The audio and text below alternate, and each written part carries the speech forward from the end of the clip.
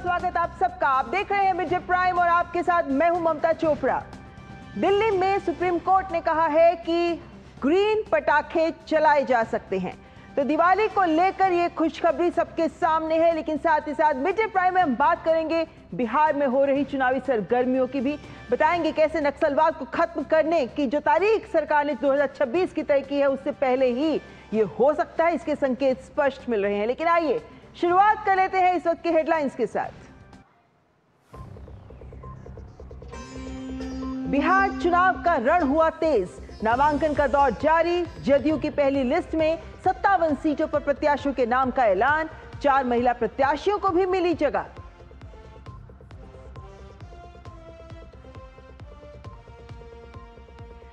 बिहार विधानसभा चुनाव में धनबल के दुरुपयोग पर चुनाव आयोग सख्त, निर्वाचन आयोग ने प्रवर्तन एजेंसियों को जारी किए निर्देश, खर्च पर्यवेक्षक टीम मुस्तैद।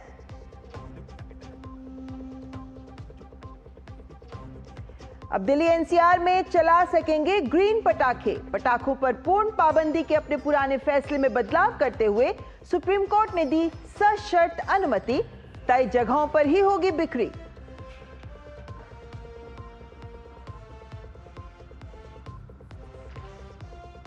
लाल आतंक का अंत, करीब महाराष्ट्र के गढ़चिरौली में इनामी नक्सली भूपति समेत 60 नक्सलियों ने डाले हथियार, मुख्यमंत्री देवेंद्र फडणवीस की मौजूदगी में किया आत्मसमर्पण।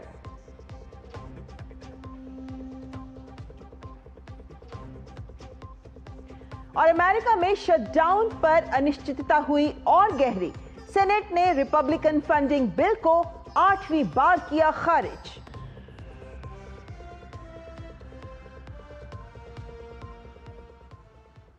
आइए देखते हैं खबरें विस्तार से। शुरुआत बिहार के चुनावी रण की खबर से। जनता दल यूनाइटेड ने बिहार विधानसभा चुनाव के लिए प्रत्याशियों की पहली लिस्ट जारी कर दी है और इस लिस्ट में 57 प्रत्याशियों के नाम का ऐलान किया गया है। इनमें मंत्री श्रवण कुमार, विजय कुमार चौधरी, महेश्वर हजारी समेत कई दिग्गज नेताओं के नाम शामिल हैं।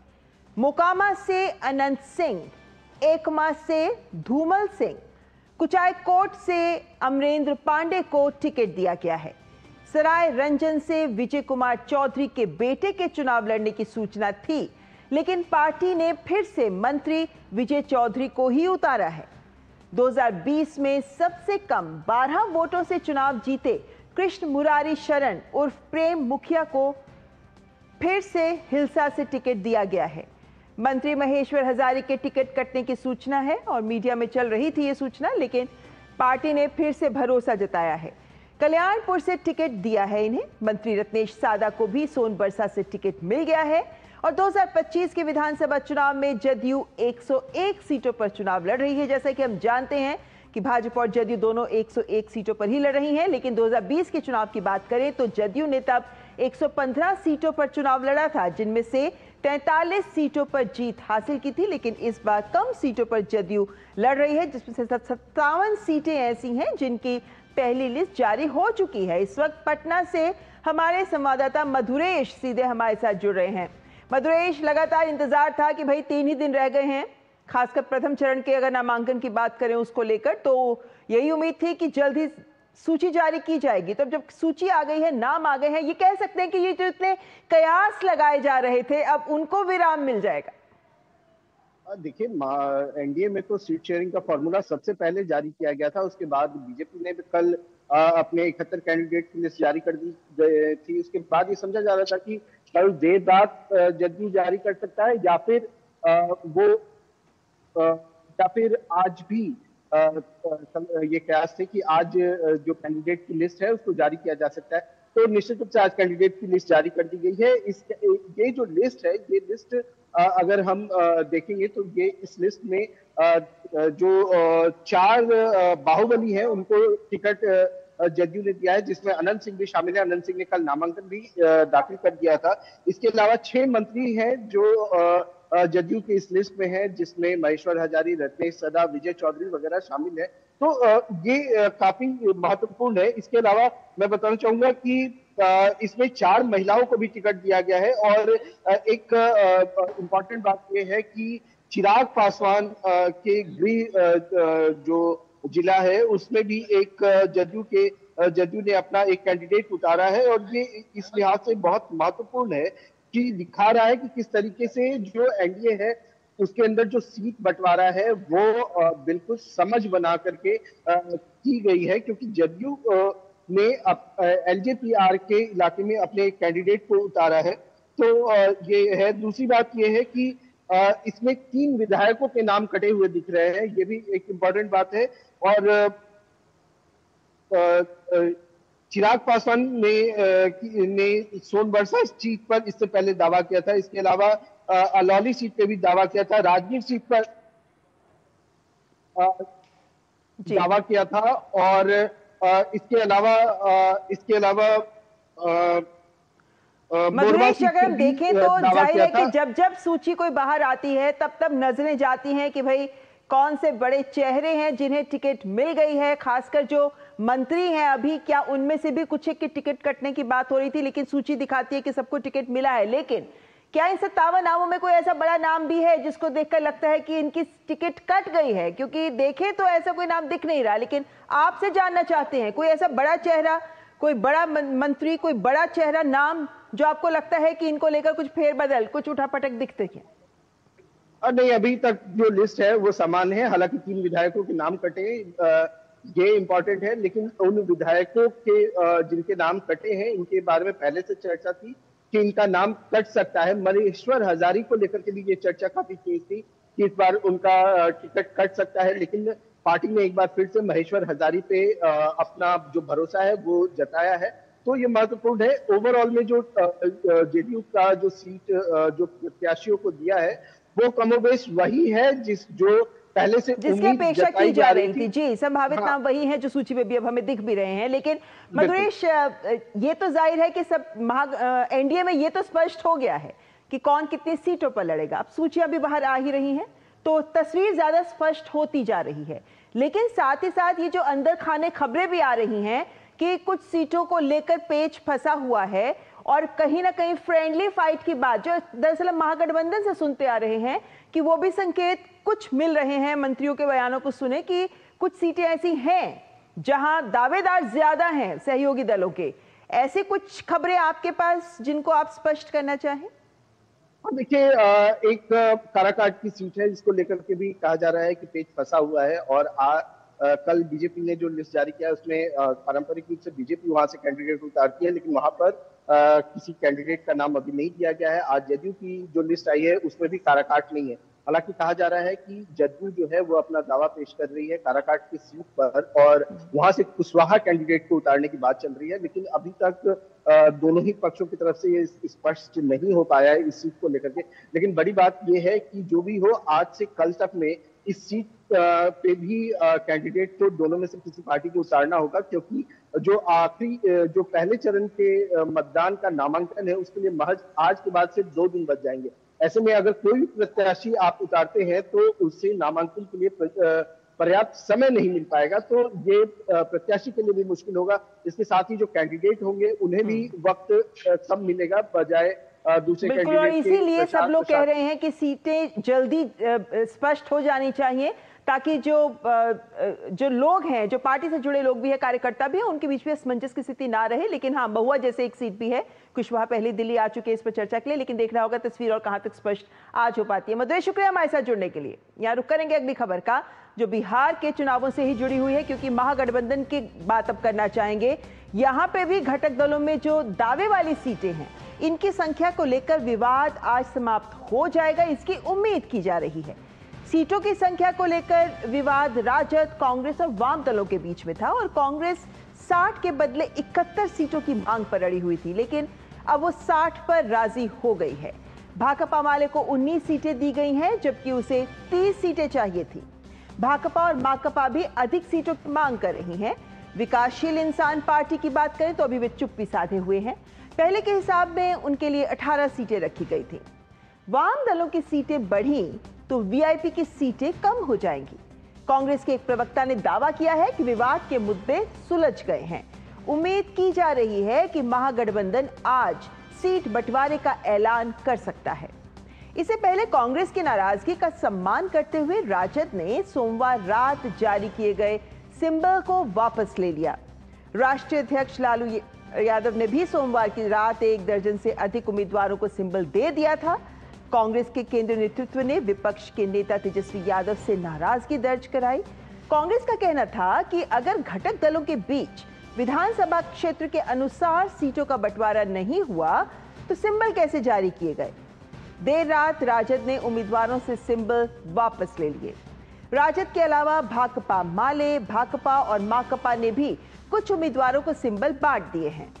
इनके सिंबल वापस नहीं लिए गए हैं और कांग्रेस और राजद के बीच तनाव चुनाव से पहले मुख्यमंत्री और उप मुख्यमंत्री के नाम की क्या प्रस्तावना हो सकती है, इसको लेकर भी था। कांग्रेस का कहना है कि परिणाम के बाद विधायक दल की बैठक में ही इन पदों पर विचार किया जाएगा, लेकिन राजद की ओर से हम सब जानते हैं कि कैसे तेजस्वी यादव का नाम लगातार मुख्यमंत्री पद के लिए आगे बढ़ाया जाता रहा है। और महागठबंधन में सीट बंटवारे पर राजद नेता मृत्युंजय तिवारी ने कहा है कि महागठबंधन में सब कुछ ठीक है, कोई टकराव नहीं है। महागठबंधन एकजुट है और मजबूती से चुनाव लड़ रहा है। महागठबंधन में ऑल इज वेल है, यहाँ कहीं कोई किंतु परंतु सिर्फ उटव्वल नहीं है। महागठबंधन इंटैक्ट है और मजबूती से चुनाव लड़ रहा है। अपार जन समर्थन है, जनता का आशीर्वाद है। और निर्वाचन आयोग ने बिहार विधानसभा चुनाव में धनबल का इस्तेमाल रोकने के लिए प्रवर्तन एजेंसी को निर्देश जारी किए हैं। आयोग ने राज्य पुलिस विभाग, राज्य आबकारी विभाग, आयकर विभाग, राजस्व खुफिया निदेशालय, सीमा शुल्क और प्रवर्तन निदेशालय सहित सभी एजेंसियों को इस बारे में निर्देश दिए हैं। 6 अक्टूबर को विधानसभा चुनाव की घोषणा के बाद से ही राज्य में कुल लगभग 34 करोड़ रुपए मूल्य की शराब, मादक पदार्थ, नकदी और मुफ्त बांटे जाने वाले सामान को जब्त किया गया है। निर्वाचन आयोग ने कहा है कि मतदाताओं को लुभाने के लिए धनबल या अन्य प्रलोभनों का इस्तेमाल रोकने के लिए ही उड़न दस्ते, निगरानी टीम और वीडियो निगरानी टीम 24 घंटे सतर्क है। आयोग ने प्रवर्तन अधिकारियों से यह भी कहा है कि छानबीन के दौरान सुनिश्चित किया जाए कि आम नागरिक परेशान ना हो। आयोग ने कहा कि कोई भी व्यक्ति सी विजिल ऐप के माध्यम से भी चुनाव आचार संहिता के उल्लंघन की शिकायत दर्ज करा सकता है। निर्वाचन आयोग द्वारा ये कदम चुनाव की पारदर्शिता और स्वच्छता को बरकरार रखने तथा अनावश्यक खर्चे और भ्रष्टाचार पर लगाम लगाने के उद्देश्य से ही उठाया गया है।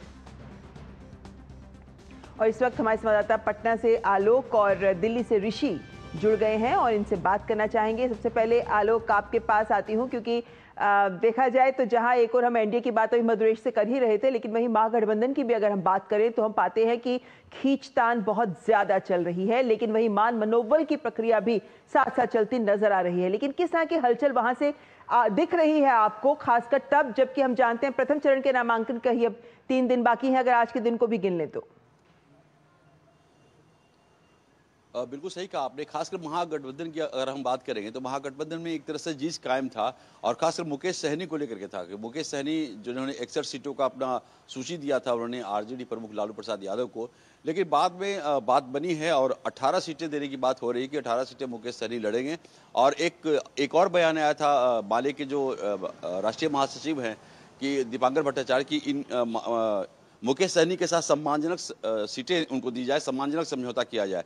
तो इसको लेकर सीपीआई और सीपीएम जो और घटक दल हैं इनके, तो उन्होंने आलोचना की थी कि सीपीआई एमएल को ये चीज़ें प्रेस में नहीं बोलना चाहिए था। लेकिन अब लगता है कि जब कल जो कांग्रेस कार्य समिति की जो बैठक हुई थी, कांग्रेस चुनाव समिति की जो बैठक हुई थी, उसमें बहुत ही गहमा गंभीर रही और एक वक्त ऐसा भी आया कि लोगों ने कहा, कांग्रेस के लोगों ने कहा कि खासकर राज्य के जो वरिष्ठ कांग्रेसी नेता हैं कि जिस तरीके से आरजेडी बार्गेनिंग कर रही है कि हम अकेले मैदान में लड़ेंगे और 243 विधानसभा सीटों की सूची मांग ली राहुल गांधी और मल्लिकार्जुन खड़गे ने प्रदेश अध्यक्ष से, और इन लोगों ने 243 सीटों की सूची उन्हें दे भी दी। लेकिन बाद में जैसे कि आपने अपने एंकर में बताया, इसको मैंने परसों से मैं बता रहा हूं कि लालू यादव ने सोमवार को रात कम से कम 40 उम्मीदवारों को सिंबल दे दिया। लेकिन वही जब तेजस्वी यादव आए और कांग्रेस का जो दबाव हुआ, उसके बाद उनको तेजस्वी यादव ने सबसे सिंबल वापस लिया। तो एक उहापोह की स्थिति अभी भी है आरजेडी में और महागठबंधन में, क्योंकि जो भी दल है महागठबंधन में, क्योंकि समय काफी कम है, 17 तारीख को लास्ट लास्ट तारीख है जी। और उस स्थिति में अभी उहापोह में है, क्योंकि अभी आरजेडी ने भी नहीं जारी किया है या महागठबंधन ने अपनी सीटों की सूची जारी नहीं की है, तो इसलिए अभी महागठबंधन के जितने भी घटक दल हैं उनमें उहापोह की स्थिति है। और देखना है कि 2:30 बजे से लेकर के, अभी कांग्रेस के प्रवक्ता से हमारी बात हुई तो उनका कह रहा था कि 2:30 से 3:30 बजे के बीच उन महागठबंधन एक संयुक्त प्रेस कॉन्फ्रेंस करेगा और उसमें सीटों की सूची जारी की जाएगी। जी, सीटों की सूची जारी करना या मतलब सीट बंटवारे पर सहमति तो सिर्फ एक पक्ष है कुमार आलोक, लेकिन कौन किस सीट पर लड़ेगा ये भी एक दूसरा पक्ष है और ये समस्या और विकराल दिखती है इस बार, ना केवल एनडीए बल्कि महागठबंधन में भी।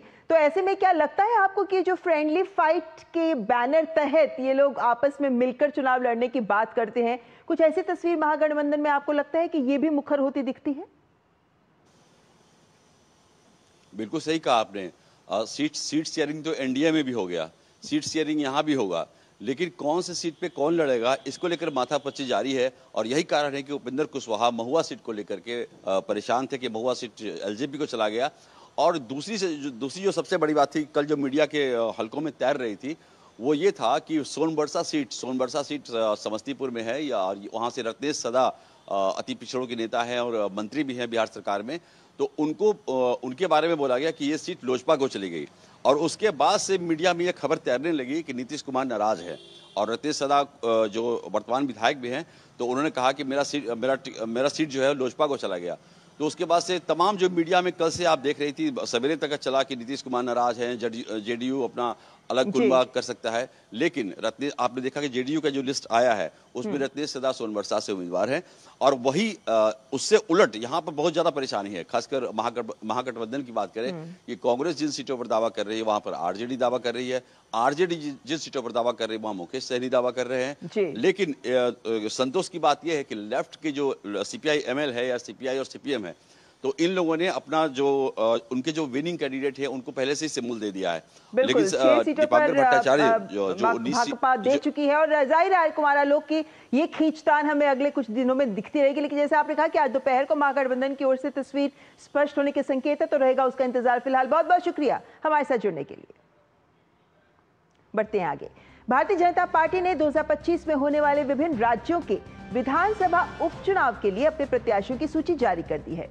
पार्टी ने जम्मू कश्मीर, तेलंगाना, झारखंड और ओडिशा में होने वाले उपचुनावों के लिए उम्मीदवारों के नामों पर मुहर लगा दी है, जिनमें जम्मू और कश्मीर के बडगाम से आगा सैयद मोहसिन, नगरोटा से देवयानी राणा, झारखंड के घाटशिला से बाबूलाल सोरेन, ओडिशा के नुआपाड़ा से जय ढोलकिया और तेलंगाना के जुबली हिल से लंकाला दीपक रेड्डी को उम्मीदवार के तौर पर चुना गया है।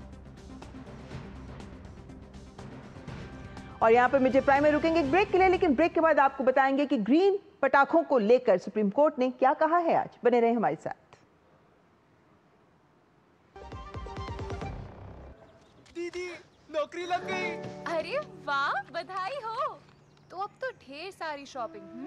हाँ दी, नया मोबाइल। अरे रुको शहजादे, सैलरी से पहले खर्चे। इंस्टेंट लोन भी तो मिलता है। पहले बजट बनाना सीखो, फिर खर्च करो। पर दी, देखो, कमाई का एक हिस्सा हमेशा बचाना चाहिए, लेकिन पार्टी देने से नहीं बचोगे तुम। हाँ दी, पार्टी मेरी, बजट तुम्हारा। अच्छा। आरबीआई कहता है, सही वित्तीय बर्ताव करे आपका बचाव।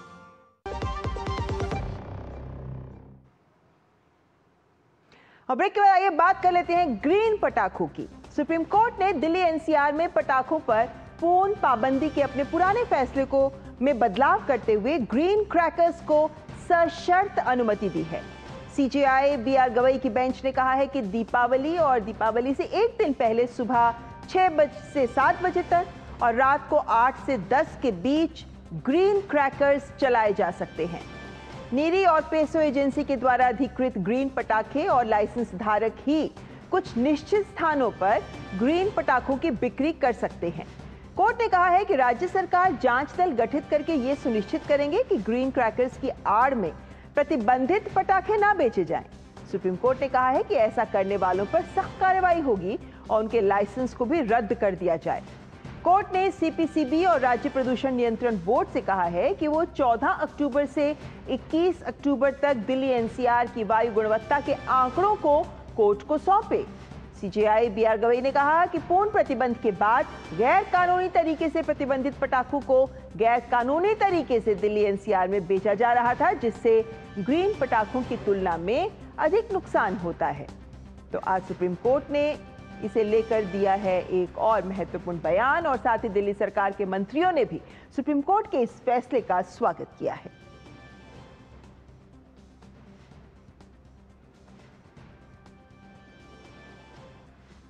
मैं धन्यवाद करता हूं मानयोग सुप्रीम कोर्ट का, जो उन्होंने 8 साल बाद इस फैसले को बदला है।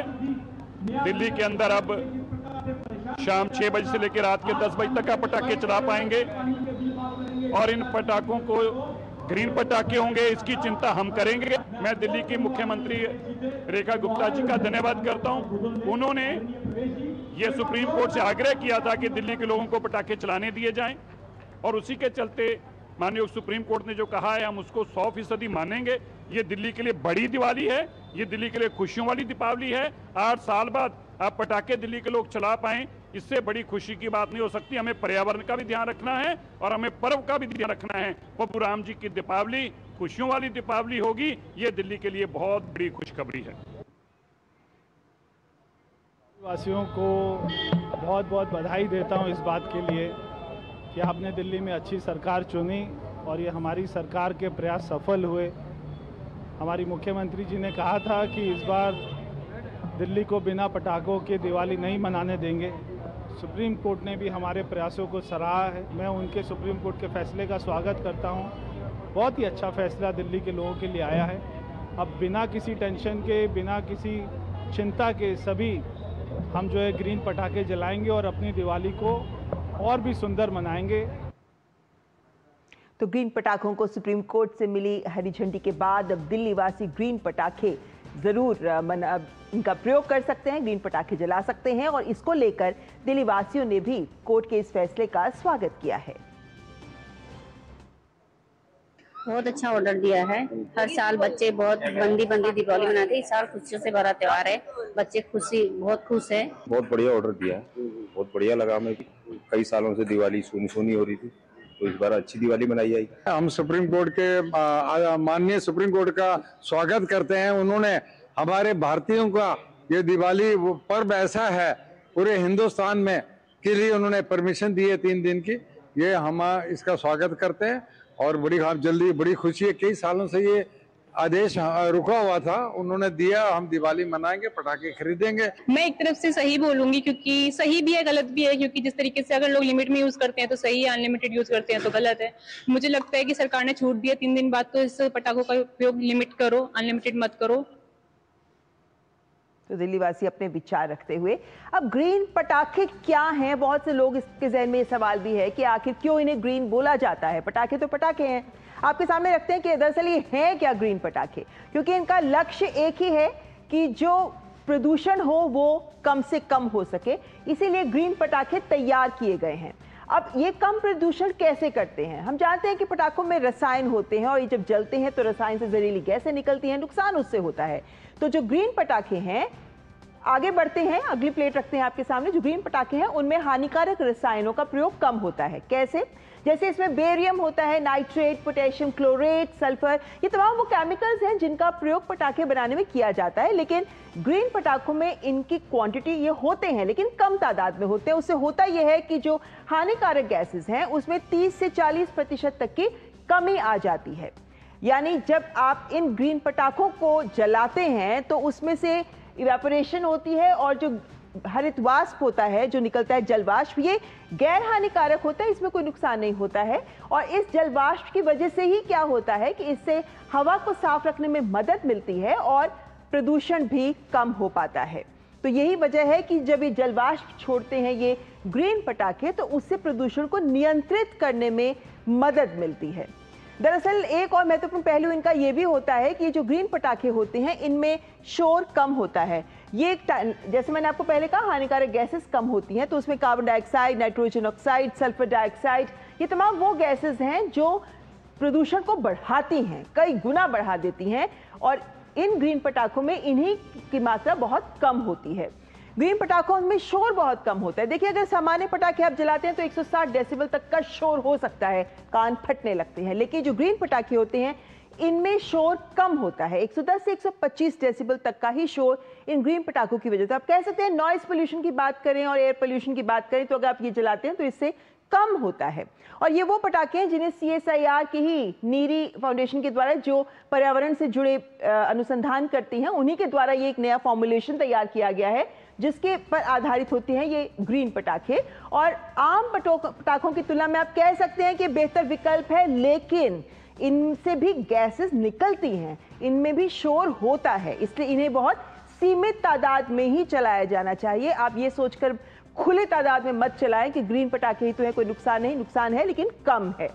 अब इसमें 3 तरह के प्रकार होते हैं, ग्रीन पटाखों में भी कैटेगरीज हैं। श्वास वो कहते हैं कि जिनमें बहुत बारीक पानी की बूंदें निकलती हैं और ये धूल को सोख लेती हैं। इसके अलावा अगली कैटेगरी होती है सफल की। जो सफल है उसमें एल्यूमिनियम बहुत कम मात्रा में होता है और यहाँ पे आवाज भी बहुत कम होती है। और थर्ड कैटेगरी होती है जो बेहतर मानी जाती है, वो है पोटेशियम नाइट्रेट या सल्फर। इसमें बिल्कुल नहीं होता है और इसमें धुआं भी बहुत कम निकलता है। तो अलग अलग कैटेगरीज दी गई हैं, सभी कैटेगरीज अलग अलग स्तर का प्रदूषण कम करती हैं या फिर करती हैं। अब आपके सामने ये सवाल भी आएगा कि हम आखिर पहचाने कैसे कि ग्रीन पटाखे ही हम खरीद रहे हैं। तो आपको बता दें कि जो ग्रीन पटाखे हैं, आज भी सुप्रीम कोर्ट ने जैसा कहा है कि कुछ प्रमाणित विक्रेता ही हैं, हर दुकान पे आपको ये नहीं मिलेंगे। कुछ प्रमाणित सर्टिफाइड सेलर्स हैं जहां पर ये बिक्री हो रही है। आपको पता करना पड़ेगा कहां मिल रहे हैं ग्रीन पटाखे, और इनके ऊपर ग्रीन क्रैकर का लेबल भी लगा हुआ होगा। और साथ ही जो CSIR का जो सर्टिफिकेट है, एक मार्क होता है, वो मार्क भी आपको इस पर लगा हुआ जरूर मिलेगा जो दिखाएगा कि ये ग्रीन पटाखे ही है। लेकिन साथ ही अगर आप और बेहतर तरीके से जानना चाहते हैं तो बता देते हैं कि उन पे एक QR कोड भी लगा हुआ होगा। आप उस QR कोड को स्कैन करेंगे तो आपको पूरी डिटेल मिल जाएगी कि ये ग्रीन पटाखे हैं या नहीं, अगर हैं तो कौन सी कैटेगरी के हैं, कितना प्रदूषण करते हैं इत्यादि। QR कोड स्कैन करके आप ये जानकारी प्राप्त कर सकते हैं। तो आज की बड़ी खबर यही है कि दीपावली से पहले जो लोग पटाखे चलाना चाहते थे लेकिन साथ ही प्रदूषण कम करने की सोच भी सबके जहन में थी, तो उनके लिए एक अच्छी खबर यही है कि ग्रीन पटाखों को लेकर सुप्रीम कोर्ट ने ये महत्वपूर्ण निर्णय दे दिया है। हमारे साथ हमारे संवाददाता विकास सारथी जुड़े हुए हैं जो लगातार सुप्रीम कोर्ट को ही फॉलो करते हैं। विकास, एक बड़ी खबर आई है जिसका हम देख रहे हैं कि दिल्ली वासी भी स्वागत कर रहे हैं, राजनीतिक दलों ने भी इसका स्वागत ही किया है, लेकिन ये जो टाइम डिसाइड किया गया है, एक बार स्पष्टीकरण चाहेंगे आपसे, किस समय से किस समय तक होना चाहिए और कैसे नियंत्रित होगा, मॉनिटरिंग कैसे होगी इसकी? मतलब देखिए 3 तारीखें इंपॉर्टेंट हैं। पहला सेल की, कोर्ट ने साफ किया है कि 18, 19, 20 इन्हीं 3 दिन ग्रीन क्रैकर्स मिलेंगे स्पेसिफिक पॉइंट्स पर, जो कि जिला स्तर के प्रशासन को सुनिश्चित करना है कि कहाँ पर ये ग्रीन क्रैकर्स बेचे जाएंगे। हर दुकान पे नहीं होगा, हर मार्केट में नहीं होगा, कुछ स्पेसिफिक पॉइंट्स हैं जहाँ पर ये बिकेंगे। दूसरा है, कोर्ट ने कहा है कि दिवाली के दिन और दिवाली से एक दिन पहले सुबह 6 से 7 बजे और रात को 8 से 10 बजे, यानी कुल मिलाकर 3 घंटे, अगर सुबह शाम दोनों मिला दिया जाए तो 3 घंटे अनुमति दी गई है 2 दिनों के लिए कि आप ये ग्रीन क्रैकर्स चला सकते हैं। तीसरी इंपॉर्टेंट डेट है, कोर्ट ने ये कहा है कि जो दिल्ली NCR और इससे जुड़े हुए स्टेट्स हैं, वहाँ के पॉल्यूशन कंट्रोल बोर्ड और CPC भी एयर क्वालिटी इंडेक्स मॉनिटर करे 14 से लेकर के 25 तारीख तक, ताकि ये भी सुनिश्चित हो कि कंट्रीब्यूशन क्रैकर्स का कितना होता है, क्योंकि इन जब 2 दिनों में एयर क्वालिटी इंडेक्स क्या रहा वो स्पष्ट हो जाएगा। यहाँ पर दलील ये थी याचिकाकर्ताओं की तरफ से कि बैन के बावजूद हमने देखा कि कोविड को छोड़ करके हर साल AQI कोई बहुत बेहतर नहीं रहा पटाखों पर बैन करने को लेकर के भी। दूसरी कोर्ट ने दलील ये भी, कोर्ट ने अपनी तरफ से ये बात कही कि जब हमने पूर्ण बैन लगा रखा था तो इलीगल तरीके से दिल्ली में पटाखे आ रहे हैं, और जब इलीगल तरीके से आ रहे हैं तो वो वही कन्वेंशनल पटाखे हैं, तो नुकसान ज्यादा है इस कंप्लीट बैन से, फायदे कम है। यही वजह है कि एक्सपेरिमेंटल तौर पर सुप्रीम कोर्ट ने इस बार 2 दिनों के लिए ग्रीन क्रैकर्स को अनुमति दे दी है। अब जब डेटा आएगा तब और स्थिति स्पष्ट होगी कि क्या वाकई में क्रैकर्स का कोई कंट्रीब्यूशन है दिल्ली NCR के पॉल्यूशन में, और है तो कितना है। तो 14 से 25 के बीच का जब AQI इंडेक्स डेटा आपके पास आएगा कोर्ट के पास, तो तस्वीर और साफ हो जाएगी। जी विकास, ऐसे में जैसा कहा गया है कि सर्टिफाइड सेलर्स होंगे जो ये बेच सकते हैं, तो कुछ ऐसे इंस्ट्रक्शन भी दी गई होगी कोर्ट के द्वारा कि भाई इस चीज़ों को पब्लिश करिए, लोगों को पता होना चाहिए कहाँ से खरीदा जाए, क्योंकि अमूमन एक संदेह की स्थिति तो रहती ही है कि खरीदते हैं लेकिन कहाँ से खरीदें। देखिए ये जिम्मेदारी प्रशासन की है, खरीदार की ये जिम्मेदारी नहीं है कि वो ये सुनिश्चित करे कि ये ग्रीन क्रैकर्स हैं। ये सुनिश्चित करेंगी एडमिनिस्ट्रेटिव यूनिट्स, हर राज्य में जो अलग अलग जिला प्रशासन है वो ये सुनिश्चित करेगा कि जो स्पेसिफिक पॉइंट्स हैं उन्हीं पर सेल हो, ग्रीन क्रैकर्स की सेल हो। QR कोड के साथ ये ग्रीन क्रैकर्स आते हैं जिसमें ट्रैकिंग होता है कि इनको कब परमिशन मिली थी, क्या परमिशन है और ये कौन सा मैन्युफैक्चरर है जिसने ये प्रोडक्ट बनाया है। तो ये QR कोड स्कैन करना, रीड करना, डेटा कलेक्ट करना, ये इन्हीं स्क्वाड्स का काम है जिनको सुप्रीम कोर्ट ने कहा है कि जिला प्रशासन उड़ाका दल बनाएंगे, जो जगह जगह पर जाके फ्लाइंग स्क्वाड सैंपल्स लेगा, चेक करेगा, कोई गड़बड़ी पाई गई तो न केवल कानूनी कार्रवाई होगी इन सेलर्स के ऊपर, बल्कि इनका जो लाइसेंस जो पैसों देता है, एक्सप्लोसिव डिपार्टमेंट लाइसेंस देता है, वो निरस्त कर दिया जाएगा। ये सुनिश्चित करना होगा एडमिनिस्ट्रेटिव स्क्वाड्स को। जो खरीदार है वो भी देख सकते हैं कि QR कोड है या नहीं है, लेकिन प्रथम मुख्य तौर पर ये जिम्मेदारी ये सभी स्क्वाड की और लोकल एडमिनिस्ट्रेशन की है कि केवल ग्रीन क्रैकर्स की ही बिक्री। जी विकास, अमूमन हम देखते हैं कि प्रतिवर्ष इस तरह की बातें सामने आती ही हैं, कोर्ट अदालत भी लोग पहुंचते हैं इस बात को लेकर कि पटाखे जलाएं ना जलाएं इत्यादि। क्या आज के निर्णय के बाद इस दिशा में कोई और भी ऐसे मामले हैं या कोर्ट के संज्ञान में ऐसे कुछ विषय हैं जिन पर अभी चर्चा हो रही हो या होनी हो? देखिए, मामला भी कोर्ट में बना हुआ है। कोर्ट ने ये जो इस बार अलाउ किया है एक एक्सपेरिमेंटल बेसिस पर, खुद याचिकाकर्ता भी ये कह रहे थे कि आप इसको एक्सपेरिमेंटल बेसिस पर ही कम से कम इस बार अलाउ कीजिए, ताकि स्पष्ट भी हो कि वाकई में पटाखों का कंट्रीब्यूशन कितना है, ग्रीन क्रैकर से उससे कितना असर होगा, कितना कमी आएगी, कमी नहीं आएगी, क्या है जो डेटा आएगा पूरा, उसके आधार पर सुप्रीम कोर्ट आने वाले दिनों में आगे भी सुनवाई जारी रखेगा और एक दीर्घकालिक नीति क्या होनी चाहिए वो बनेगी। लेकिन पिछले कई सालों से जो नतीजे आ रहे थे वो बहुत इंकरेजिंग नहीं थे कोर्ट के लिए भी। कोर्ट ने कहा कि हम देख रहे हैं कि सिर्फ कोविड के समय में पॉल्यूशन में कमी आई है दिवाली के समय, और उस वक्त इसलिए था क्योंकि सारी इंडस्ट्रियल एक्टिविटीज बंद थी, जो गाड़ियों का पॉल्यूशन था वो भी बंद था लॉकडाउन की वजह से। इसीलिए कोई स्पष्ट डेटा नहीं है जो ये साबित करता हो कि पटाखों पर पाबंदी लगाने से दिल्ली NCR की वायु गुणवत्ता में सुधार हुआ। तो ये आगे आने वाले दिनों में इशू ओपन है, कोर्ट इस पर लंबी सुनवाई आगे आने वाले दिनों में भी करेगा जब सारे आंकड़े कोर्ट के पास होंगे। आप इस पर विकास आपसे जानकारी भी लेते रहेंगे। फिलहाल बहुत बहुत शुक्रिया तमाम जानकारी हमारे साथ साझा करने के लिए। और दिल्ली से जुड़ी एक और महत्वपूर्ण खबर कि दिल्ली NCR में प्रदूषण का स्तर बढ़ने के बाद वायु गुणवत्ता प्रबंधन आयोग ने तत्काल प्रभाव से ग्रेडेड रिस्पांस एक्शन प्लान यानी ग्रैप का पहला चरण लागू कर दिया है। अब इस ग्रैप 1 के तहत धूल नियंत्रण के लिए एंटी स्मॉग गन्स का प्रयोग किया जाएगा।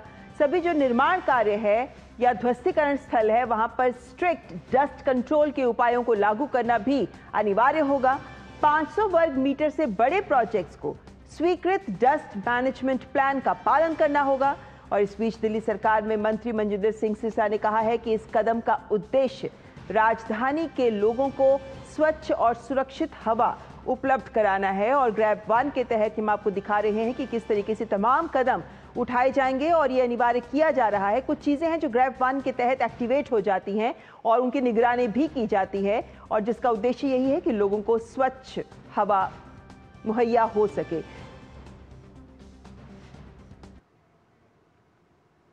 ग्रैप 1 लागू किया गया है।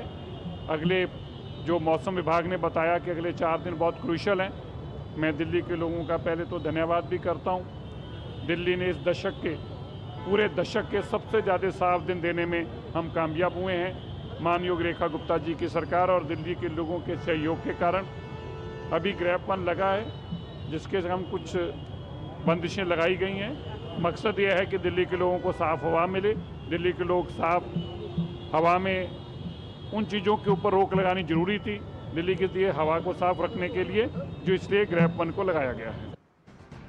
इस खबर पर और ज्यादा जानकारी के लिए हमारे संवाददाता अमरेंद्र गुप्ता दिल्ली से हमारे साथ जुड़ रहे हैं। अमरेंद्र, ग्रैप 1 को लागू कर दिया गया है, जाहिर है कि लक्ष्य यही है कि भाई प्रदूषण का स्तर बढ़ रहा है, इस पर नियंत्रण हो सके।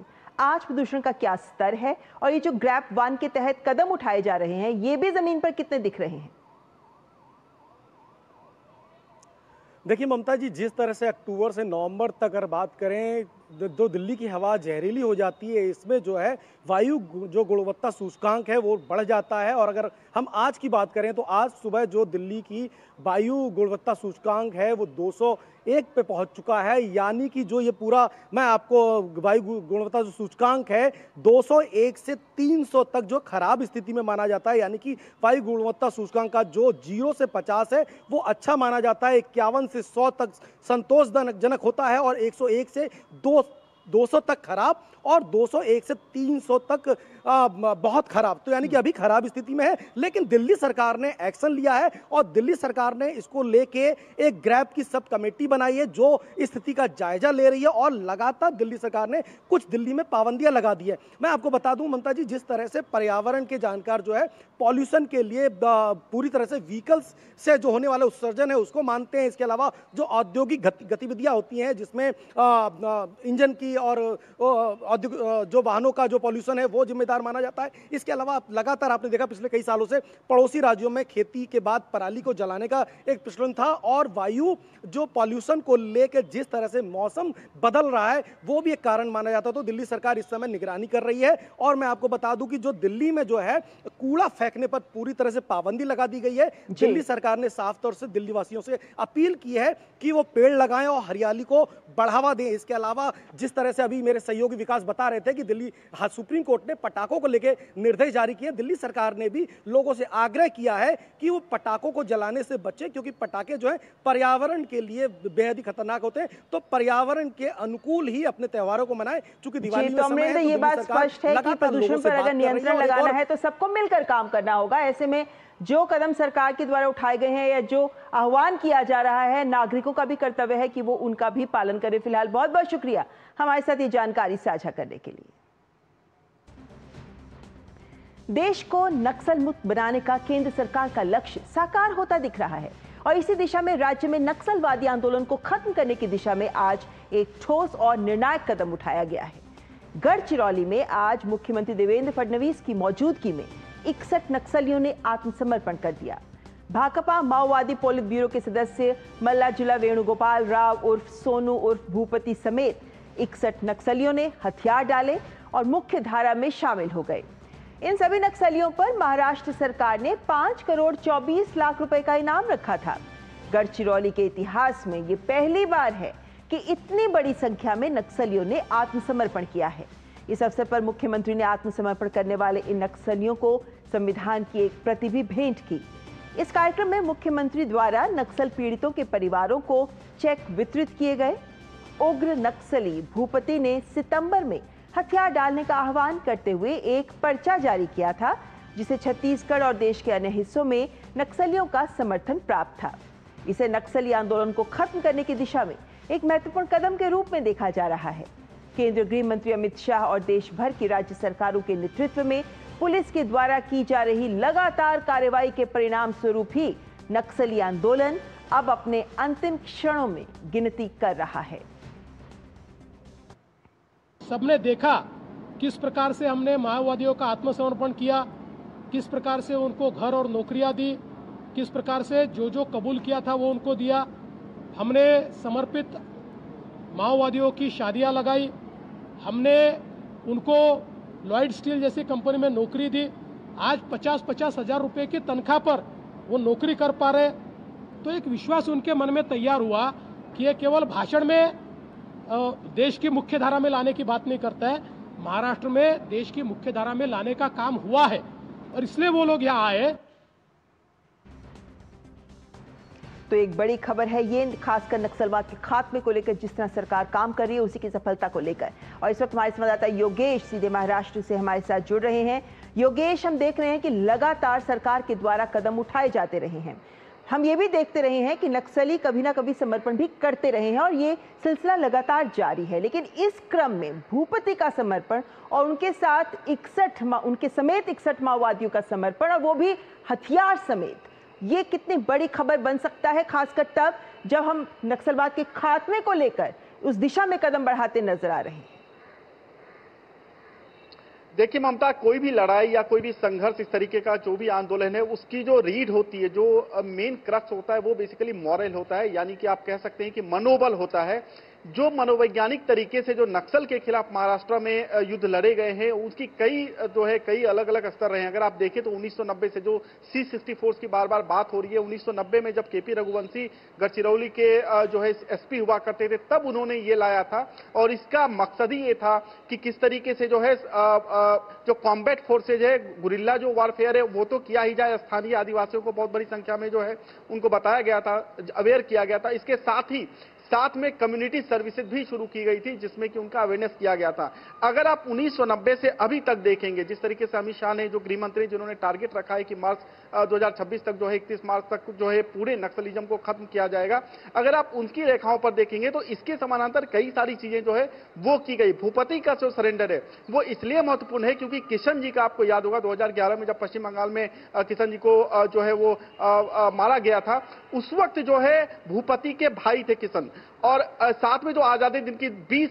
साल पहले जिसकी वो मुठभेड़ में हत्या हुई थी, वो भी इसका भाई है। तो कुल मिलाकर अगर आप देखें तो पूरा का पूरा एक जनरेशन और पूरा का पूरा जो एक सेटअप था, उसमें ये सेटबैक लगा है। और जैसा कि आप कह भी रही थी, बिल्कुल सही आपने कहा कि जो भूपति ने जो सरेंडर किया है, बेसिकली जो अब तक जो सरेंडर हुआ है, अभी तक महाराष्ट्र की सिर्फ अगर बात करें तो 1544 वो गिरफ्तारियां हुई थी और 1400 समथिंग ये एनकाउंटर्स और फिर इस तरीके से सरेंडर अलग अलग फिगर वो हैं जो कि सरकारी फिगर से। ये जो सरेंडर है वो इसलिए महत्वपूर्ण है क्योंकि ये सरेंडर में भूपति ने खुद भी कहा है कि जो परिस्थितियां उसने देखी, जो सरेंडर नक्सली ने किया है, जो नक्सली सरेंडर किए हैं, उनके साथ किस तरीके से राज्य का व्यवहार रहा, महाराष्ट्र का व्यवहार रहा, जो सुविधाएं उनको दी गई, जिस तरीके से उनको मुख्य धारा में लाने के प्रयास किए गए, उससे वो प्रभावित हुआ। और साथ में जितने भी 60 उसके अलग जो नक्सली थे, वो भी इस बात से सहमत थे कि जो राज्य सरकार या केंद्र सरकार जो कर रही है, जो कि पहल की जा रही है कि उनको वापस विस्थापित किस तरीके से उनको आश्रय दिया जाए, उससे वो प्रभावित थे। तो कुल मिलाकर अगर आप देखें तो सरकार की तरफ से जो कदम लिया गया, क्योंकि अगर आप देखें तो फरवरी में मुझे लगता है अमित शाह ने क्लियर कहा था कि किसी भी तरीके का नेगोशिएशन नहीं होगा। ये तब हुआ था जब बीजापुर में 31 नक्सलियों को मारा गया था, सिक्योरिटी फोर्सेज ने उसमें सफलता हासिल की थी, तब इन्होंने कहा था कि नक्सली हथियार छोड़ दें। और उसके बाद जो रिसेंटली एक कार्यक्रम हुआ था दिल्ली में, उसमें अमित शाह ने यह भी कहा था कि किसी तरीके का सीज फायर वाला नैरेटिव वो इस वक्त बिल्कुल नहीं चलेगा। और ये जो असर है अमित शाह का जो स्टेटमेंट है, ये इसका असर किया गया था पूरा नक्सल आंदोलन में कि सीज फायर का जो ट्रूस है वो यूज नहीं होगा। तो कुल मिलाकर आप देखें तो राज्य और केंद्र और साथ में जो सरकार की जो शक्ति रही, उसके आधार पर सफलता जी शिशिर, और क्योंकि सरकार का लगातार ये प्रयास है कि ये आत्मसमर्पण कर दें, लेकिन जो आत्मसमर्पण नहीं कर रहे हैं वो मारे जा रहे हैं। और लगता है कि इस इतने बड़े स्तर के आत्मसमर्पण के बाद अब अन्य राज्यों के नक्सली भी आत्मसमर्पण करेंगे, इस बात की भी उम्मीद और पुख्ता हो रही है। फिलहाल बहुत बहुत शुक्रिया शिशिर, हमें जानकारी देने के लिए। और अब बात एक दुखद हादसे की। मंगलवार को जैसलमेर से जोधपुर जा रही सवारियों से भरी निजी बस में आग लगने से 20 यात्रियों की मौत हो गई, जिसमें 19 यात्रियों की बस में ही जलकर मौत हो गई। आग के कारण काफी लोग झुलस गए। आपको बता दें कि जैसलमेर जा रही बस में 37 लोग सवार थे। वहीं पूरे मामले पर जोधपुर के डीएम गौरव अग्रवाल ने बताया कि हादसे की जांच जारी है। यहाँ पर टोटल 16 घायल आए थे और टोटल 19 बॉडीज यहाँ पर आई थी। तो बॉडीज का सैंपलिंग तो ऑलरेडी हो चुका था। यहाँ पर अब क्या है, उनके डीएनए आइडेंटिफिकेशन के लिए पर डिसीज के 2 ब्लड रिलेटिव जो होते हैं उनके सैंपल यहाँ पर होने। तो जो जैसे जैसलमेर के हम लोगों ने कल प्रेस नोट रिलीज किया था, जैसलमेर वाले जैसलमेर में भी सैंपल दे सकते हैं। यहाँ वालों के लिए महात्मा गांधी हॉस्पिटल में कॉटेज संख्या 4 और 5 के अंदर सैंपलिंग की व्यवस्था की है। अब तक 9 लोगों ने अपने सैंपल दिए। और इस मामले पर सीएमएचओ डॉक्टर राजेंद्र पालीवाल ने कहा कि आज देर शाम तक मृतकों की पहचान होने की संभावना है और कल तक मृतकों के शव परिजनों को दिए जा सकते हैं। बहुत ही दुखदायी घटना है। 19 लोगों की जो इस भूकंप में मृत्यु हुई है और हम लोगों ने यहाँ पे फिर रात में ही उन लोगों के जो सैंपल लिए थे वो सैंपल रात में ही तैयार करके FSL लैब में भिजवा दिए हैं। और यहाँ पे जो उनके परिजन आए थे उनमें 9 लोगों के परिजन थे और 10 लोगों के सैंपल लिए। एक के 2 परिजन आए थे, दोनों के लिए, बाकी के एक परिजन आए, उनका एक सैंपल लेकर के उनको भी हमने FSL लैब भिजवा दिया। तो हादसे के बाद परिजनों की मृतकों की पहचान को लेकर प्रशासन सक्रिय। अगली खबर, रेल मंत्री अश्विनी वैष्णव ने नई दिल्ली में 3 दिवसीय 16वें अंतर्राष्ट्रीय रेलवे उपकरण प्रदर्शनी का उद्घाटन किया। ये एशिया की सबसे बड़ी और दुनिया की दूसरी सबसे बड़ी रेलवे और परिवहन प्रदर्शनी है। ये प्रदर्शनी 40,000 वर्ग मीटर में फैली है। इसमें 450 से अधिक प्रदर्शक और 20,000 से अधिक व्यवसायिक आगंतुक भी भाग ले रहे हैं। प्रदर्शनी में भविष्य के लिए तैयार बुनियादी ढांचे, उन्नत प्रौद्योगिकी और अंतर्राष्ट्रीय साझेदारियों को प्रदर्शित किया गया है, जो गतिशीलता के भविष्य को पुनः परिभाषित कर रही है। और इस मौके पर रेल मंत्री अश्विनी वैष्णव ने कहा कि रेलवे वर्तमान में कई उपकरणों का उत्पादन कर रहा है, जिनका हाल ही में दक्षिण अफ्रीका में निर्यात भी किया गया। इसके अलावा रेलवे में 2 लाख करोड़ से अधिक के निवेश की योजना है, जो रेलवे के विकास की गति को बनाए रखने के लिए बहुत जरूरी है। Recently, locomotives made in India have been exported to Africa, and there are many equipment which are manufactured in India and exported. We are investing about 2,56,000 crore rupees every year, and that kind of investment is necessary because we need to modernize railways at a very rapid pace. रक्षा मंत्री राजनाथ सिंह ने पूर्व सैनिकों और उनके आश्रितों को दी जाने वाली वित्तीय सहायता में 100% वृद्धि को मंजूरी दी है। निर्धनता अनुदान को प्रति लाभार्थी 4,000 रुपए से दोगुना कर 8,000 रुपए प्रति माह कर दिया गया है। ये सहायता 65 वर्ष से अधिक आयु के गैर पेंशन भोगी पूर्व सैनिकों और उनकी विधवाओं को आजीवन दी जाएगी। कक्षा 1 से स्नातक तक के 2 आश्रित बच्चों या 2 वर्षीय स्नातकोत्तर पाठ्यक्रम कर रही विधवाओं के लिए शिक्षा अनुदान 1,000 रुपए से बढ़ाकर 2,000 रुपए कर दिया गया है। ये प्रति व्यक्ति प्रति माह दिया जाएगा। विवाह अनुदान को भी लाभार्थी के हिसाब से 50,000 रुपए प्रति लाभार्थी से बढ़ाकर अब 1 लाख रुपए कर दिया गया है। ये दर पूर्व सैनिक के अधिकतम 2 पुत्रियों और विधवा पुनर्विवाह के लिए भी लागू है, जो इस आदेश के जारी होने के बाद संपन्न हुए विवाहों के लिए लागू है। संशोधित दरें 1 नवंबर 2025 के बाद जमा किए गए आवेदनों पर ही लागू होगी, जिसका वार्षिक वित्तीय भार लगभग 257 करोड़ रुपए होगा, जिसे AFFDF से वहन किया जाएगा। इन योजनाओं का वित्त पोषण रक्षा मंत्री भूतपूर्व सैनिक कल्याण कोष के माध्यम से किया जाता है, जो सशस्त्र सेना झंडा दिवस कोष का ही एक उप समूह है। केंद्रीय वित्त मंत्री निर्मला सीतारमण कर्नाटक के दौरे पर हैं। उन्होंने कर्नाटक के हम्पी में ऐतिहासिक विरूपाक्ष मंदिर में पूजा अर्चना की। ये उनकी मंदिर की पहली यात्रा थी। भगवान विरूपाक्ष भगवान शिव के ही रूप हैं। ये मंदिर यूनेस्को के विश्व धरोहर स्थल में शामिल है। साथ ही अपने अद्भुत वास्तुकला और 7वीं शताब्दी से समृद्ध इतिहास के लिए भी ये प्रसिद्ध है।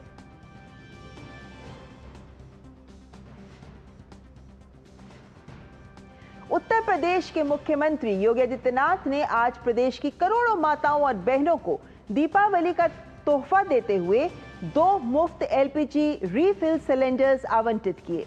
इस योजना का लाभ यूपी की 1,86,00,000 महिलाओं को मिलेगा।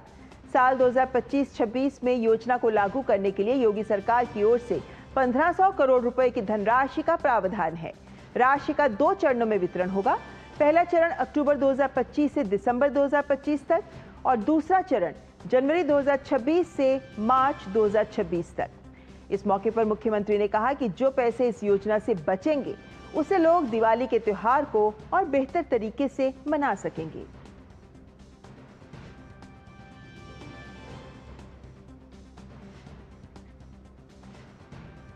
और अब रुक कर लेते हैं खेल जगत की खबरों का, जिन्हें लेकर हमारे साथ जुड़ रहे हैं गौरव। जी गौरव, तो क्या कुछ बड़ी खबरें हैं आज खेल जगत की? शुक्रिया ममता। और खेल जगत की खबर की शुरुआत करेंगे महिला क्रिकेट विश्व कप की खबरों के साथ, जहां पर महिला वनडे विश्व कप में आज इंग्लैंड का सामना पाकिस्तान के साथ होगा। मौजूदा टूर्नामेंट में इंग्लैंड अंक तालिका में दूसरे स्थान पर मौजूद है, जबकि पाकिस्तान की महिला टीम 8वें पायदान पर काबिज है। पाकिस्तान को अब तक 3 मैच टीम ने खेले हैं, जिसमें उसे तीनों में ही हार मिली है। ऐसे में पाकिस्तान की टीम जो है वो टूर्नामेंट से बाहर होने की कगार पर है। वहीं श्रीलंका और न्यूजीलैंड के बीच महिला वनडे विश्व कप का मुकाबला बारिश की भेंट चढ़ गया। कोलंबो के आर प्रेमदासा स्टेडियम में खेले गए इस मैच में श्रीलंका ने टॉस जीतकर बल्लेबाजी का फैसला लिया था और 50 ओवर में 6 विकेट पर 258 रन बनाए थे। न्यूजीलैंड की पारी शुरू होने से पहले ही बारिश की भेंट चढ़ गई, जिसके बाद मैच को बेनतीजा समाप्त करना पड़ा। मैच बेनतीजा रहने से श्रीलंका और न्यूजीलैंड को अंक बांटने पर मजबूर होना पड़ा। यह इस विश्व कप में दूसरी बार है जब श्रीलंका को बारिश के चलते अंक बांटना पड़ा है। भारतीय महिला क्रिकेट टीम ने उज्जैन के महाकालेश्वर मंदिर में दर्शन करने पहुंची टीम। भारतीय खिलाड़ी मंदिर में पूजा अर्चना करते हुए नजर आए। गौरतलब है कि महिला क्रिकेट विश्व कप में भारतीय महिला टीम को अपना अगला मुकाबला अब इंग्लैंड के खिलाफ रविवार को इंदौर में खेलना है। फिलहाल टीम इंडिया 4 मैचों में 2 जीत और 2 हार के साथ अंक तालिका में चौथे पायदान पर काबिज है। क्रिकेट के बाद अब बात कर लेते हैं हॉकी की, जहां सुल्तान जोहर कप में भारत और पाकिस्तान के बीच खेला गया मुकाबला 3-3 के स्कोर के साथ बराबरी पर खत्म हुआ। दोनों टीमों के बीच रोमांचक मुकाबले में भारत ने तीसरे और अंतिम क्वार्टर में महत्वपूर्ण गोल दागकर मैच में बढ़त हासिल कर ली थी, लेकिन पाकिस्तान ने वापसी करते हुए गोल दागे और मैच को ड्रॉ कराया। केंद्रीय खेल मंत्री मनसुख मांडविया ने 29वें रामजस बास्केटबॉल चैंपियंस लीग 2025 के विजेता टीमों को ट्रॉफी देकर सम्मानित किया। रामजस फाउंडेशन द्वारा आयोजित बास्केटबॉल लीग में दिल्ली एनसीआर के 103 स्कूलों के करीब 1000 से ज्यादा बच्चों के बीच कड़ी प्रतिस्पर्धा जो है वो देखने को मिली। स्कूल ने बाजी मारते हुए पहला स्थान हासिल किया। प्रतियोगिता के समापन समारोह के अवसर पर केंद्रीय खेल मंत्री मनसुख मांडविया ने कहा कि ये प्रतियोगिता स्कूली स्तर पर खेलों में बढ़ रही भागीदारी को दर्शाती है, जो 2047 के विकसित भारत के सपने को बल देती है। हमारे मोदी जी ने, देश के प्रधानमंत्री जी ने कहा कि हमें 2036 में देश में ओलंपिक होस्ट करना है और 2047 में हमें डेवलप्ड कंट्री बनना है। और उसके साथ देश को लक्ष्य भी दिया है कि 2036 में हमें मेडल टैली में देश को दुनिया में 1 से 10 क्रम में ले जाना है। और जब देश आजादी का शताब्दी वर्ष मनाता हो तब हमें मेडल टैली में दुनिया में 1 से 5 क्रम में आना है। रामजस बास्केटबॉल चैंपियंस लीग 2025 के सफल आयोजन पर रामजस स्कूल की प्रधानाचार्य ऋचा शर्मा ने कहा कि उनकी कोशिश छात्रों में फिटनेस और उनके बीच खेल की भावना को बढ़ाना है। हमारे प्रधानमंत्री का एक विजन था कि हमारा फिट इंडिया होना चाहिए और हमारे बच्चे जो है वो आगे जाकर के ओलंपिक्स तक पहुंचे। उसके लिए एक ही चीज़ हो सकती है, कैच देम यंग। जब आप बच्चों को नीचे से शुरुआत करेंगे तब वो आगे जाकर के वो जो है वो तैयार हो जाएंगे ओलंपिक्स पे। हमारा ये संकल्प है कि खाली पढ़ाई ही नहीं, पढ़ाई और खेल दोनों, क्योंकि हमारे प्रधानमंत्री कह रहे हैं skill development, resilience, team work, compassion, participation, ये हमारे प्रधानमंत्री कह रहे हैं, यही हमारे स्पोर्ट्स मिनिस्टर कह रहे हैं और यही हम यहाँ इस प्रांगण में दिखा रहे हैं इस खेल के जरिए। और अब बात कर लेते हैं फुटबॉल की, जहां भारतीय फुटबॉल के AFC एशियन कप 2027 में खेलने का सपना जो है वो टूट गया है।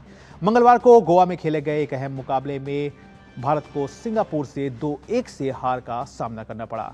मैच की शुरुआत भारत के लिए अच्छी रही। 14वें मिनट में लालियानुला झांगटे ने शानदार लॉन्ग रेंज शॉट से गोल कर भारत को बढ़त दिला दी थी। पहले हाफ का खेल खत्म होने से ठीक पहले सिंगापुर ने बराबरी का गोल दागा, जिसके बाद 58वें मिनट में एक बार फिर से सिंगापुर की ओर से गोल देखने को मिला और ये मुकाबला जो है वो सिंगापुर की टीम ने अपने नाम कर लिया।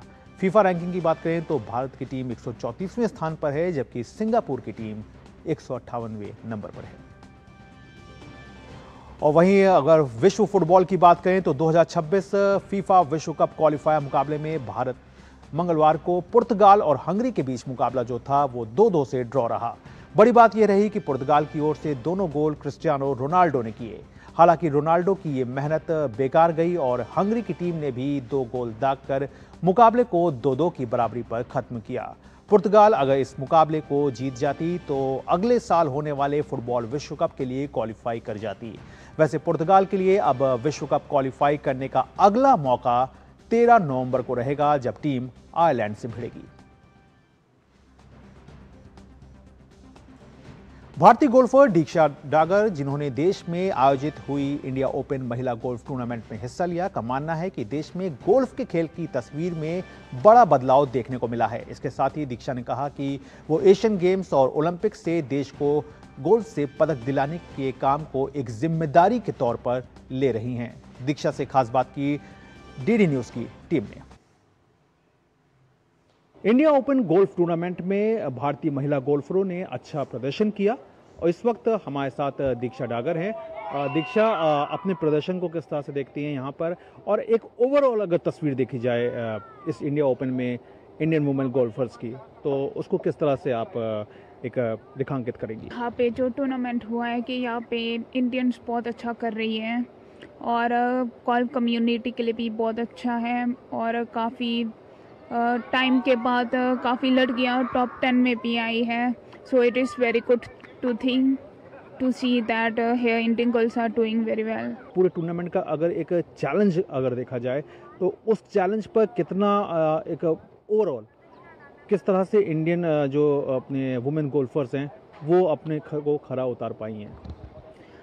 यहाँ पे तो अभी आजकल लड़कियाँ बहुत अच्छा कर रही है। लाइक अगर आप 2 इयर्स पहले देखोगे तो फिर कोई भी इंडियन गोल्फ में इतना टफ कंपटीशन भी नहीं था। सो नाउ अभी आजकल लड़कियाँ इंटरनेशनल टूर पे भी अच्छा कर रही है और लेटेस्ट यूरोपियन टूर पे भी 5-6 गर्ल्स भी खेल रही है टूर्नामेंट, तो बहुत अच्छा प्रोग्रेसिंग हो रहा है। यहाँ के गोल्फ कोर्स को किस तरह से देखते हैं, क्योंकि गुरुग्राम का गोल्फ कोर्स बहुत ईजी नहीं होता खेलना यहाँ पे ये ऐसा गोल्फ कोर्स है, सबसे मुश्किल गोल्फ कोर्स है और यहाँ पे हर होल काफ़ी चैलेंजिंग है। सिर्फ हमारे लिए नहीं, बाहर खिलाड़ियों के लिए भी काफ़ी चैलेंजिंग है और ये गोल्फ काफ़ी यूनिक है बाहर से भी। देश में जब गोल्फ की बात होती है और इस खेल को लेकर के कितना बदलाव जो है वो आप पाते हैं? जब आप कुछ साल पहले देखोगे तो लड़कियाँ बहुत कम खेलती थी।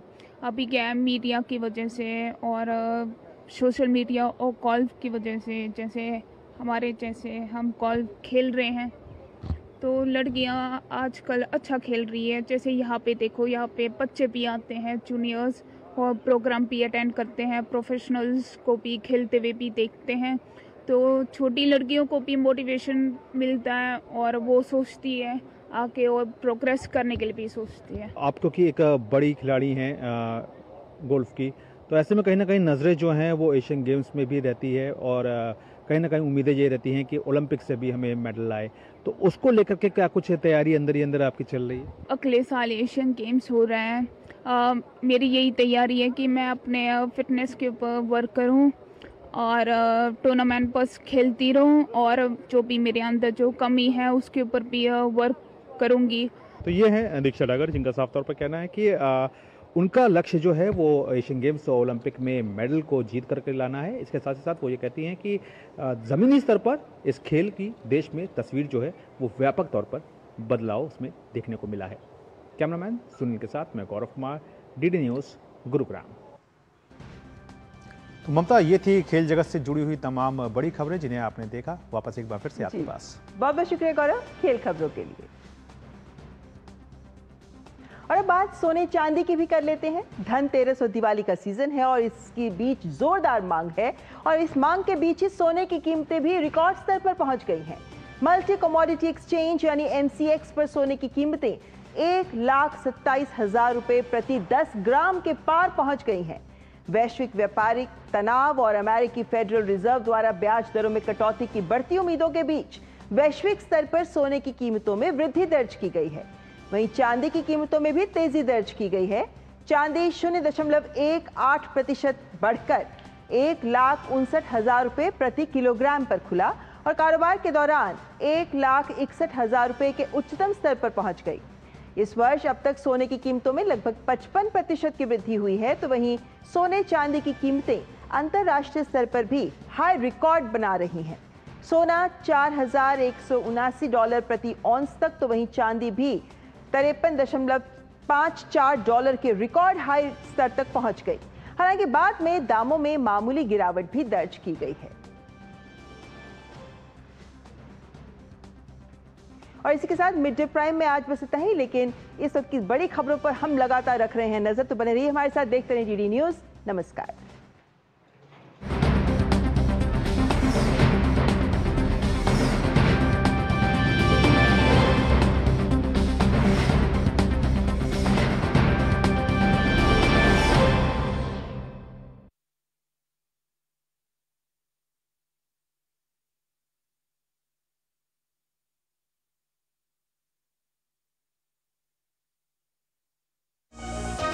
जिंदगी एक गणित है और भविष्य एक कैलकुलेशन।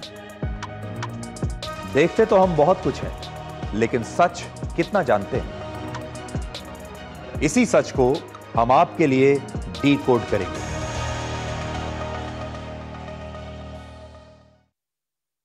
दिन भर की भाग दौड़